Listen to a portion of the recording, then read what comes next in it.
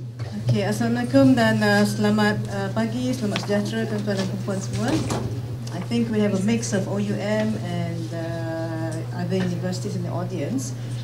Okay, what I'd like to share with you this morning is, for some of you it may be new, for some of you it may not be, but I would like to share one of the things will be a web course environment that I developed together with two other co-facilitators to support an online, 100% online master program at OUM. So at least that's something new for those of you who already know what eLearning 2.0 is.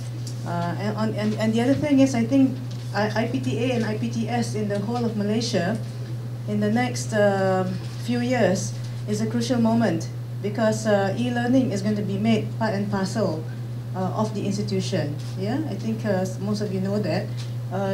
ACAP has been entrusted to develop the KPIs for e-learning in all these universities, whether it's IPTA or IPTS. And I think there's more demand for IPTAs to meet the requirements faster than IPTS.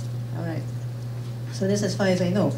And the other thing is, Ministry of Education for the schools are also looking at different ways of approaching learning using ICT. It used to be computer literacy, it used to be CAI, but now we are considering Web 2.0. So that's another change. By 2012, I think, they will make all these changes slowly. So it's not going to be learning, what you call this, learning from the computer, but it could be learning with the computer. So if you understand what I mean, but otherwise we go along and see whether that comes through. Okay. Let me just, since some of you are librarians here, do you think, or how much, to what extent do you think this will be true, that the book is dead? The librarians are shaking their heads. What about the academicians? Is the book dead? Or will it be dead? No. No?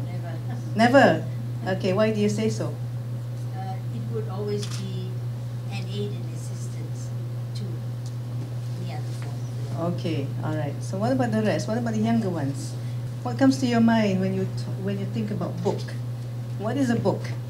Something physical. So we will not. So Kindle devices. Will you hold a Kindle device? That's the book e-book reader. I like to flip it. Okay, you like to touch and feel, just like people don't like online shopping, you know, because they want to actually touch, you know, whatever they're going to buy. Yeah. So okay. So definitely, I think I also personally feel that the book is not going to be dead. However, it could be that we could sometimes use an electronic book. Possible? But again, I think not 100%.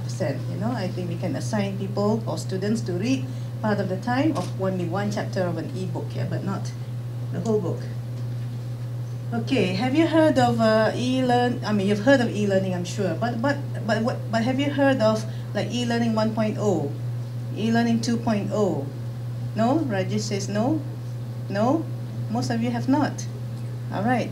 So that's why I'm here, I think. Okay. So, all right, we are going to talk about, okay, e-learning in general, I think you know, I assume. And then, what is e-learning 1.0 and what is e-learning 2.0? And then, because, you know, we have Web 2.0 now, we are already talking about Web 3.0. Now, will there be e-learning 3.0 after that? And on and on and on. You know, that's why the N there. It's a mathematical term, it could go on, yeah?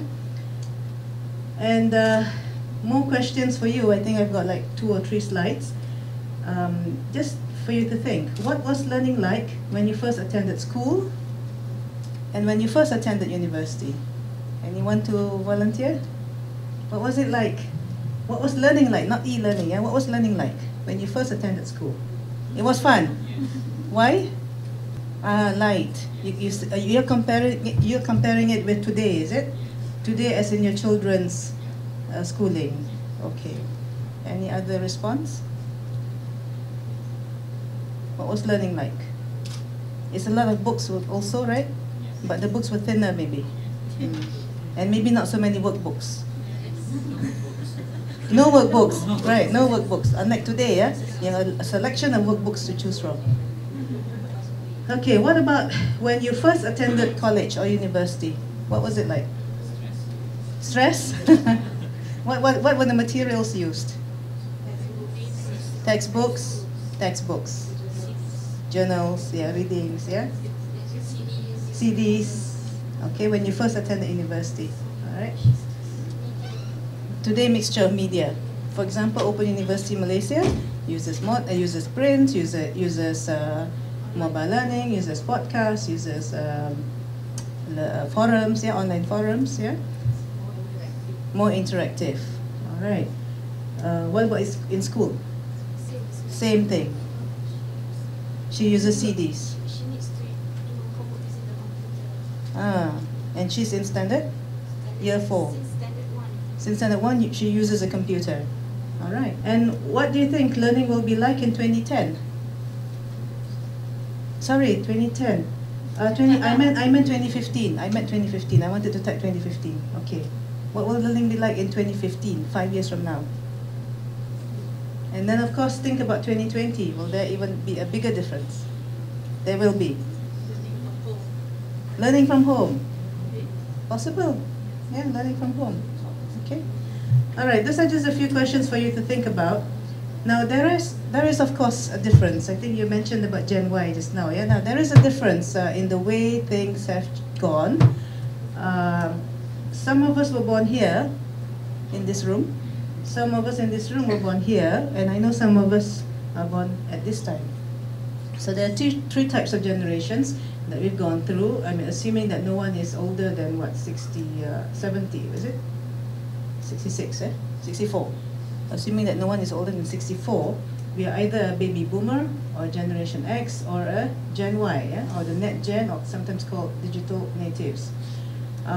Just imagine how we went through, and this also, of course, affected learning, or the way we did our assignments. You know, remember some of us were busy typing away, using typewriters. I managed to use a manual typewriter when I was in school, but when I went to the university, they had IBM Selectrix at that time. Yeah, you know, the golf ball, you know? Oh, I enjoyed that, you know, compared to the manual. But of course today, you know, you use computers. You will not go back to the Selectrix even, right? Or the electronic typewriters, yeah? Telephone. It was a luxury when I was born. I mean, at the time when I was young. Telephone was a luxury. Not everybody had a telephone in their house. But today, everybody carries their own phone. And I remember, I think I visited, you know, this Japanese, they have exhibitions on the ship, you know? I remember visiting one of these exhibitions. It was on the ship.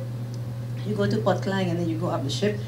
It was an electronic exhibition, all Japanese products. And I remember somewhere I saw one of the exhibition booths. It said, one day everybody will have their own number, phone number. And it was mind-boggling to me. How can that be? And I think this was the early 70s. How can anybody have their own personal telephone number? I remember asking myself that. But today, of course, everybody has, when you see another slide later, 2 or 3 numbers. Correct? 2 or 3 telephones, yeah, mobile phones, yeah.